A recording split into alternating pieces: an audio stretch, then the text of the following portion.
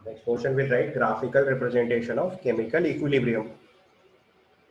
अब देखो हमारा रेट ऑफ फॉरवर्ड रिएक्शन धीरे धीरे कम होगा, बैकवर्ड रिएक्शन का रेट बढ़ते हुए जाएगा और एक पॉइंट होगा जहाँ पे दोनों रेट इक्वल हो जाएंगे।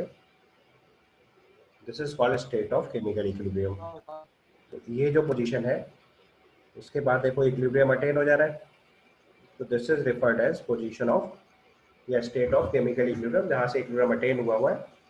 जहाँ से देखो रेट ऑफ फॉरवर्ड रिएक्शन कम होते हुए आ रहा है, रेट ऑफ बैकवर्ड रिएक्शन बढ़ते हुए जा रहा है, क्योंकि पहले रिएक्टेंट था, प्रोडक्ट लेट से 0 था, तो धीरे धीरे रिएक्टेंट वाली साइड से प्रोडक्ट वाला रेट धीरे धीरे कम होता जा रहा है, प्रोडक्ट से रिएक्टेंट बनने का रेट बढ़ते हुए जाएगा।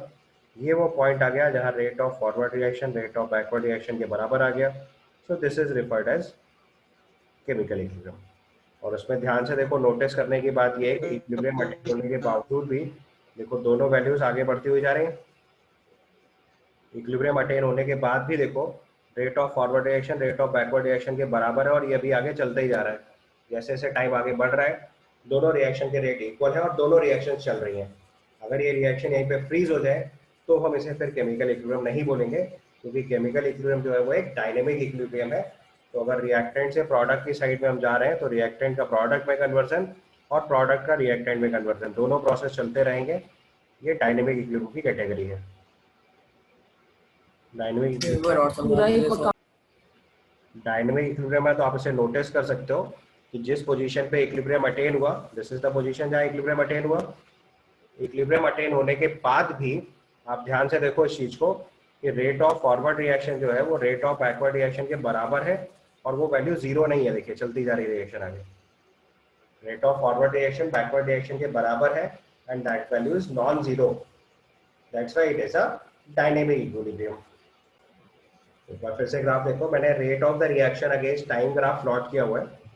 शुरुआत में देखो रिएक्शन स्टार्टिंग में हमारे पास रिएक्टेंट था, प्रोडक्ट लेट से 0 था, तो पहले क्या होगा रिएक्टेंट से प्रोडक्ट में कन्वर्जन स्टार्ट होगा।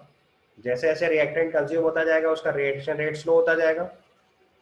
जैसे जैसे रिएक्टेंट प्रोडक्ट में कन्वर्ट होता जाएगा उसका रिएक्शन रेट देखो स्लो होता जाएगा। तो हमने यहाँ से देखो रिएक्टेंट से स्टार्ट किया और हम आगे बढ़ते जा रहे हैं, तो क्या हो रहा है रिएक्शन रेट स्लो होता जा रहा है। तो देखो ये फॉरवर्ड रिएक्शन का रेट कम होता हुआ जा रहा है, बैकवर्ड रिएक्शन का रेट बढ़ता हुआ जाएगा क्योंकि प्रोडक्ट का अमाउंट धीरे धीरे बढ़ रहा है। एक पॉइंट आएगा जहाँ rate of forward reaction rate of backward reaction के इक्वल हो गया, तो देखो ये इक्विलिब्रियम अटेन हो गया। और इक्विलिब्रियम अटेन होने के बाद भी देखो रेट ऑफ फॉरवर्ड रिएक्शन और बैकवर्ड रिएक्शन 0 नहीं है, दोनों इक्वल है और रिएक्शन देखो चलती जा रही है। तो टाइम आगे बढ़ता जा रहा है, दोनों रेट बराबर है और कॉन्टिन्यूसली आगे मेंटेन है। तो ये वो पॉइंट है जहां से इक्विलिब्रियम अटेन हुआ और फिर आगे इक्विलिब्रियम मेंटेन है। समझ आया? तो किसी भी ग्राफ में आपकी कंडीशन क्या है, rate of forward reaction rate of backward reaction के इक्वल आना चाहिए। That will be the state of chemical equilibrium. Now look at the second graph जहां हमने rate of the reaction versus time graph plot किया हुआ है and you have to decide whether this graph is representing a equilibrium और not. तो आप देखो इसमें हमें पोजीशन तो दिख रही है कि rate of forward reaction rate of backward reaction के इक्वल है, this we can notice, but हमें इसमें फॉरवर्ड रिएक्शन और बैकवर्ड रिएक्शन के रेट स्टार्टिंग से डिफरेंट नहीं दिख रहे हैं। तो देखो इस तरह के ग्राफ में कंफ्यूज नहीं हुआ जाता है। This graph is representing an equilibrium. Why it is representing an equilibrium? Because किसी भी इक्विलिब्रियम के अंदर जो टाइम हम लोग प्लॉट करते हैं time t equal to 0, time t equal to 0 का मतलब ये नहीं होता है कि रिएक्शन स्टार्ट कहाँ से हुई। आप लोगों ने फिजिक्स में चीज सीखी होगी या आपने कभी ग्राफ बनाना सीखा होगा तो प्रैक्टिकल में तो आपको ये चीज बताई गई होगी कि प्रैक्टिकली अगर हम कोई भी ग्राफ प्लॉट करते हैं तो उसमें t इक्वल टू 0 वो टाइम होता है जहां से रिएक्शन स्टार्ट, तो t इक्वल टू टाइम वो टाइम होता है जहां से हमने ऑब्जर्वेशन लेना स्टार्ट किया है, नॉट दैट टाइम जहां से कि रिएक्शन स्टार्ट हुई थी। तो लेटेस्ट से कोई बच्चा था उसने रिएक्टेंट ऐड कर दिया, रिएक्शन स्टार्ट हो गई, फॉरवर्ड रिएक्शन का रेट कम होना शुरू हुआ, बैकवर्ड रिएक्शन का रेट बढ़ना स्टार्ट हुआ और एक पॉइंट आ गया जहां से इक्विलिब्रियम अटेन हो गया और तब उसने रीडिंग लेना स्टार्ट करी।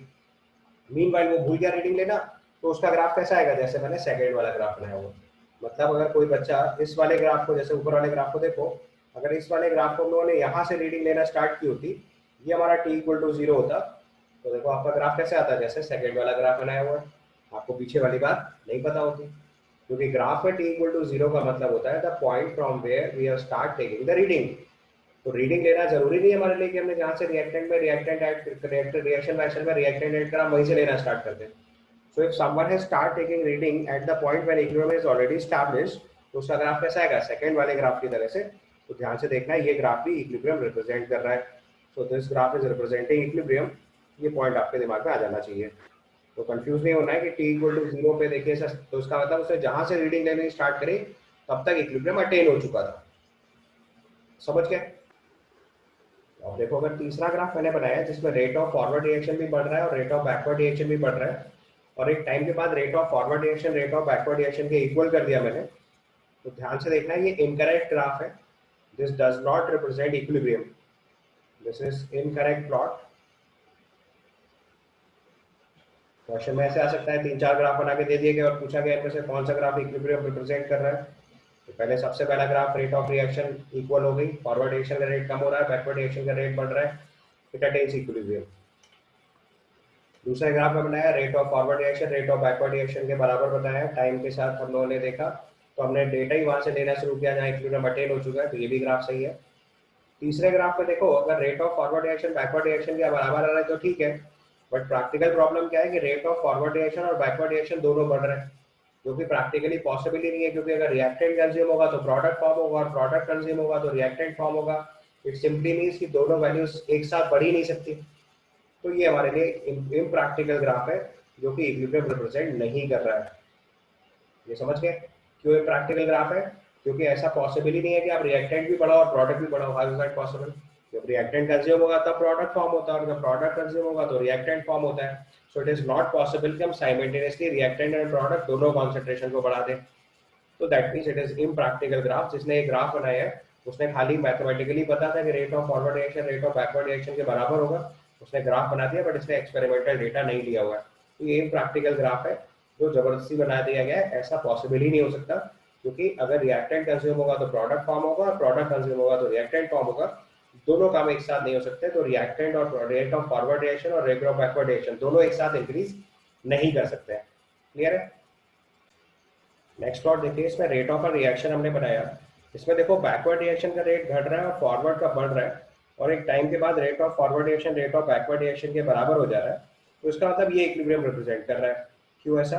क्योंकि एक ऐसी रिएक्शन है जिसका प्रोडक्ट नॉन जीरो है और रिएक्टेंट हमने जीरो ले रखा है, तो उसमें कोई प्रॉब्लम नहीं है। मतलब ये एक ऐसी रिएक्शन है जिसमें रिएक्टेंट से प्रोडक्ट की तरफ चल रहे हैं, तो t इक्वल टू 0 पे इसके तो a मोल है हमारे पास और इसके 0 मोल है। इसके 0 मोल है, अगर हमने स्टार्टिंग में रिएक्शन स्टार्ट करी तो t इक्वल टू 0 पे रिएक्टेंट के 0 मोल है और प्रोडक्ट के a मोल है, तो पहले प्रोडक्ट से रिएक्टेंट बनना स्टार्ट होगा, तो बैकवर्ड रिएक्शन का रेट घटना स्टार्ट होगा और फॉरवर्ड रिएक्शन का रेट बढ़ना स्टार्ट होगा, और एक पॉइंट आएगा जहाँ पे rate of forward reaction rate of backward reaction के बराबर हो जाएगा, तो ये हमारा इक्विलिब्रियम रिप्रेजेंट कर देगा। इसमें कोई प्रॉब्लम नहीं है। This can attain equilibrium. समझ में आई बात?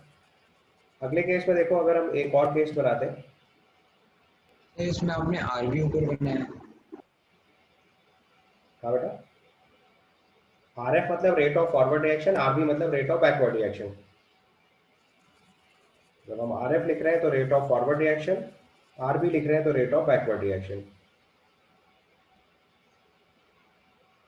नहीं सर, इसमें आपने बैकवर्ड वाला ऊपर बनाया। बैकवर्ड रिएक्शन का रेट कम हो रहा है और फॉरवर्ड का बढ़ रहा है। क्यों? क्योंकि स्टार्टिंग में हमारे पास देखो रिएक्टेंट 0 है और प्रोडक्ट A मोल है, तो धीरे धीरे क्या हो रहा है, पहले प्रोडक्ट से रिएक्टेंट बन रहा है तो बैकवर्ड रिएक्शन का रेट घट रहा है, और फॉरवर्ड रिएक्शन का रेट बढ़ेगा, जैसे जैसे रिएक्टेंट बढ़ता जाएगा वैसे वैसे फॉरवर्ड का रिएक्शन का रेट आता जाएगा। तो एक टाइम आ जाएगा जहाँ पे rate of forward reaction rate of backward reaction के इक्वल हो जाएगा, इक्विलिब्रियम अटेन हो जाएगा। अब देखो चौथा केस भी आपको समझ आ गया होगा कि इक्विलिब्रियम फिर से नहीं है, क्योंकि जैसे पिछले वाले केस में दोनों के रिएक्शन रेट बढ़ रहे थे, वैसे ही अब दोनों के घट भी नहीं सकते, ये भी प्रैक्टिकली पॉसिबल नहीं है। तो अगर फॉरवर्ड रिएक्शन का रेट बढ़ रहा है तो बैकवर्ड अपने आप कम होगा, और बैकवर्ड बढ़ रहा है तो फॉरवर्ड अपने आप कम होगा, तो इसका मतलब ये भी इम्प्रैक्टिकल ग्राफ है जो कि प्रैक्टिकली पॉसिबल नहीं है। समझ गए ना? इसका भी सेम लॉजिक है, इनकरेक्ट प्लॉट। समझ गए इनकरेक्ट प्लॉट क्यों है? Because of the same reason जो ऊपर लिखा हुआ है, दोनों के लिए सेम रीजन से हम इस चीज को एक्सप्लेन कर सकते हैं। ठीक है,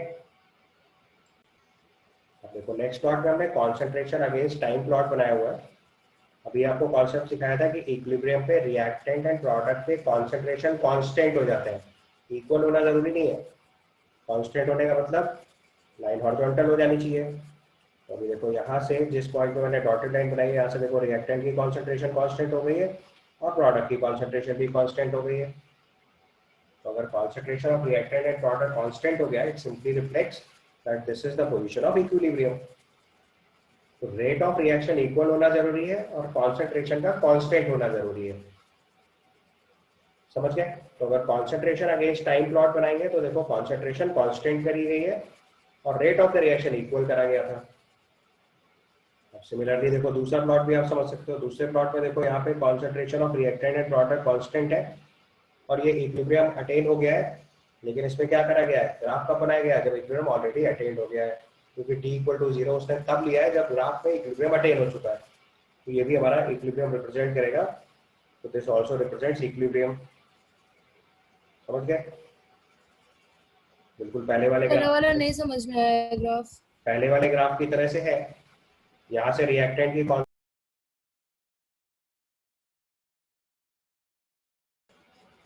तो ध्यान से देखो, यहाँ से रिएक्टेंट की कॉन्सेंट्रेशन कम होनी स्टार्ट हुई और फिर यहाँ से कांस्टेंट हो गई।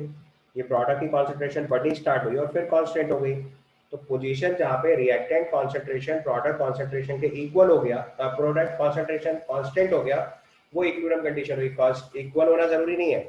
कंडीशन क्या होती है इक्विलिब्रियम की? Rate of forward reaction rate of backward reaction के इक्वल होना चाहिए। Yes sir. इन्हें मेजरेबल प्रॉपर्टीज है लाइक प्रेशर, कांस्टेंट, कंसंट्रेशन, मास, ये सब कांस्टेंट हो जाना चाहिए। तो देखो कांस्टेंट का मतलब क्या होता है? Horizontal line. यहाँ से देखो कॉन्सेंट्रेशन कांस्टेंट है रिएक्टेंट की, यहाँ से कॉन्सेंट्रेशन ऑफ प्रोडक्ट कांस्टेंट है। तो this graph is representing equilibrium. And similar पे अगला वाला ग्राफ देखोगे तो उसने क्या करा है कि जहाँ से रिएक्टेंट कॉन्सेंट्रेशन कम होनी शुरू हुई थी, प्रोडक्ट बढ़ना शुरू हुआ था, वो तो उसने नहीं दिखाया, उसने सीधे दिखाया कि इक्विलिब्रियम पोजीशन अटेन हो गई है। राइट? तो इक्विलिब्रियम पोजीशन अटेन हो गई मतलब reactant and product concentration equal हो गए। ठीक है? अब तीसरे प्लॉट में अगर आप ध्यान से देखो तो अगर मुझे दिखाया जाए कि ये रिएक्टेंट कॉन्सेंट्रेशन देखो बढ़नी स्टार्ट हुई और अगर हमने ऐसे ही प्रोडक्ट कॉन्सेंट्रेशन भी बढ़ाना स्टार्ट कर दिया, ये भी देखो इम्प्रैक्टिकल ग्राफ हो गया। क्योंकि ऐसा पॉसिबल ही नहीं है कि दोनों कॉन्सेंट्रेशन इंक्रीज कर जाए। अगर रिएक्टेंट बढ़ेगा तो प्रोडक्ट नहीं बढ़ेगा और प्रोडक्ट बढ़ेगा तो रिएक्टेंट नहीं बढ़ेगा। तो देखो ये वो पॉइंट है जहाँ से आपको रिएक्टेंट प्रोडक्ट कॉन्सेंट्रेशन इक्वल दिए गए, बट एक्चुअली में ये पॉसिबल ही नहीं है। This is practically not possible. तो ये आपका इम्प्रैक्टिकल ग्राफ हो गया, जैसा कि मैंने पहले केस में लिखा था। तो ये इनकरेक्ट प्लॉट हो गया आपके लिए। समझ गया क्यों इनकरेक्ट ग्राफ हुआ? क्योंकि दोनों कॉन्सेंट्रेशन बढ़ नहीं सकते। या तो रिएक्टेंट बढ़ेगा तो प्रोडक्ट घटेगा और प्रोडक्ट बढ़ेगा तो रिएक्टेंट कम होगा। तो this is again practically not possible case. या फिर अगर हम दोनों कॉन्सेंट्रेशन को घटा दें तो वो केस भी प्रैक्टिकली पॉसिबल नहीं होगा।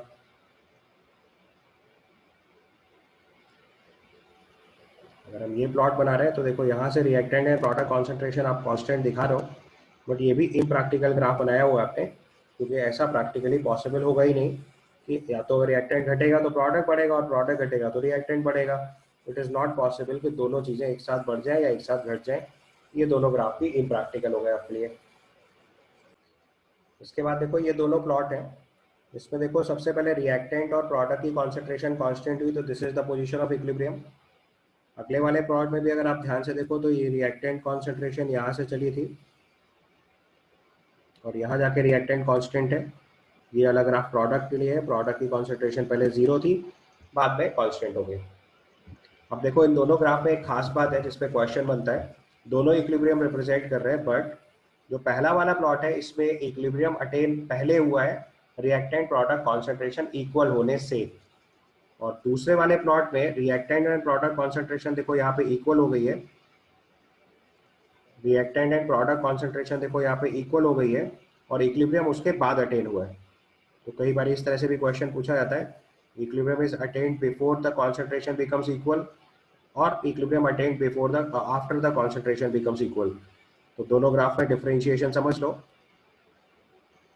यहाँ पे देखो ये जो मैंने ऑरेंज कलर से लाइन बनाई है ये वो पोजीशन है जहाँ reactant and product concentration equal हो गई है, बट वहाँ इक्विलिब्रियम अटेन नहीं हुआ है, इक्विलिब्रियम उसके बाद अटेन हुआ है। जबकि पहले वाले ग्राफ में इक्विलिब्रियम पहले अटेन हो गया और रिएक्टेंट प्रोडक्ट कॉन्सेंट्रेशन इक्वल हो ही नहीं पाए। तो इन दोनों के लिए अलग से ये बात लिख लो, इस वाले प्लॉट के बारे में लिख रहे हैं तो हम लोग क्या लिख रहे हैं, equilibrium is attend, equilibrium is attained before concentration of reactant and products become equal. Before concentration of reactant and product becomes equal. और इसमें कभी भी reactant and product concentration equal हो ही नहीं पाएगी क्योंकि इक्विलिब्रियम अटेन हो गया है, अब वो कांस्टेंट हो गया है तो कभी इक्वल नहीं हो सकता। लेकिन दूसरे वाले प्लॉट में अगर आप नोटिस करोगे तो यहाँ क्या हुआ है, इक्विलिब्रियम अटेन हुआ है किसके बाद, जब concentration of reactant and product equal हो गया है। Concentration of reactant and product इसी टाइम पे इक्वल हो गया है और इक्विलिब्रियम जाके इस पॉइंट पे अटेन हुआ है। ये वाला केस हुआ when equilibrium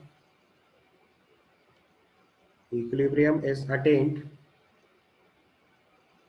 equilibrium is attained after the concentration of reactant and product becomes equal. Reactant and product becomes equal. तो पहले वाले ग्राफ में इक्विलिब्रियम पहले ही अटेन हुआ है, रिएक्टेंट प्रोडक्ट कॉन्सेंट्रेशन इक्वल हो ही नहीं पाई। दूसरे वाले ग्राफ में रिएक्टेंट प्रोडक्ट कॉन्सेंट्रेशन पहले इक्वल हुए और इक्विलिब्रियम उसके बाद अटेन हुआ। ठीक है, तो सेकंड वाले प्लॉट में ध्यान से देख लो, आपको अगर नहीं समझ आ पा रहा तो पॉइंट मार्क कर लो। देखो पॉइंट ए पे concentration of reactant and product equal हो गया है और पॉइंट बी पे इक्विलिब्रियम अटेन हुआ है। तो ग्राफ पे एक्स एक्सिस पे टाइम है, तो पहले वो टाइम आया जब concentration of reactant and product equal हो गया है, फिर वो टाइम आया जब इक्विलिब्रियम अटेन हुआ है। पॉइंट बी पे इक्विलिब्रियम अटेन हो रहा है, अगर आपको कंफ्यूजन हो रहा है तो उसको समझ लीजिए, this point B is the position of equilibrium. जबकि पहले वाले ग्राफ में देखो क्या हो रहा है, इक्विलिब्रियम अटेन हो गया है लेकिन concentration of reactant and product equal नहीं हो पाए और इक्वल हो भी नहीं पाएंगे इस रिएक्शन में कभी भी, क्योंकि अब इक्विलिब्रियम अटेन हो गया है तो कॉन्सेंट्रेशन कांस्टेंट हो गई है, तो उस केस में कभी भी reactant and product concentration equal नहीं हो पाएंगे। तो कभी कभी ग्राफ को ट्रिकी करने के लिए या तो ऐसा सवाल आता है कि कौन से इक्विलिब्रियम रिप्रेजेंट कर रहे हैं, तो वो केस समझ लो, या फिर ऐसे सवाल आता है कि इसमें से किस केस में इक्विलिब्रियम पहले अटेन हुआ, कॉन्सेंट्रेशन बाद में इक्वल हुई, या कॉन्सेंट्रेशन पहले इक्वल हुई, इक्विलिब्रियम बाद में अटेन हुआ, एंड ऑल दैट। इस तरह के क्वेश्चंस हमसे पूछे जा सकते हैं, ये चीज आपको एकदम क्लियरली मालूम होनी चाहिए।